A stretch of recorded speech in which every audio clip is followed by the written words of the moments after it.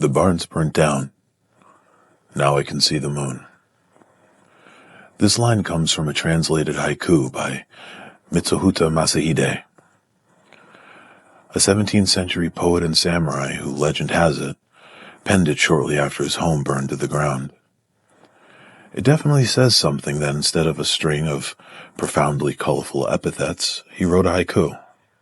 But I digress.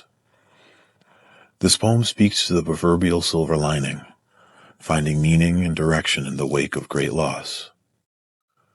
At 7:50 a.m. on August 17th, 2010, my mom lost her battle with breast cancer. With her passing, I inherited two absolutely ridiculous dogs, a spindly, confused-looking Boston Terrier poodle mix named Josh, and a black and white Sheltie named Izzy. Josh had long, skinny limbs and a sparse, wiry coat. Think a thin-limbed Yorkie with alopecia. His mirror, Izzy, sported the trademark luxurious Sheltie quadruple coat and a blank, beady-eyed stare. Josh was the personality of the two, all terrier stubbornness with a presence 10 sizes too big for his 12-pound body. One of his 10,000 nicknames was Mr. Bun, because when he curled up, he kinda looked like a little croissant. And that had way too many syllables, so Mr. Bun had to do. Izzy had the personality of a cereal box, but he was so innocent and funny, always found wherever Josh was getting into trouble. A truly bonded pair. I was working my way through school at the time. Suffice to say, for a while things were tough.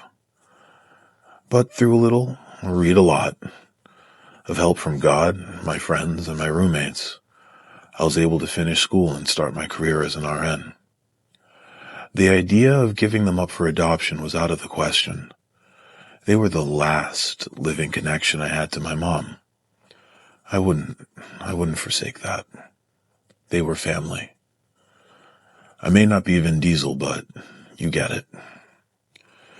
It was May, not long after I got my feet under me as a nurse. Josh, ever the eternal diplomat, escaped the backyard and wandered into a neighbor's yard, where he was attacked and badly hurt. I had to let him go that night. A couple months later, in July, liver cancer took Izzy. I prayed they found each other in the hereafter, and though I was heartbroken, I was, and still am, grateful. I got to be there for the both of them and say goodbye. That's a privilege not everyone gets. It was a rough year. But as I mourned and healed, I realized I no longer had ties. My family was gone. My friends were starting their own. But for me, my roots were now wherever I decided to take sun and water. 2 months after Izzy passed, I was on the move and starting my adventure. I headed west, bouncing from place to place, meeting new people, and making new friends, and finally living life the way I intended, free from the demands of legacy or obligation. Since then, each day I wake up is another chance to chase a new dream and step into a new chapter. Those of you who have known loss know that some wounds linger longer than others. Some pains don't disappear. We just learn how to carry them. For me, I still remember.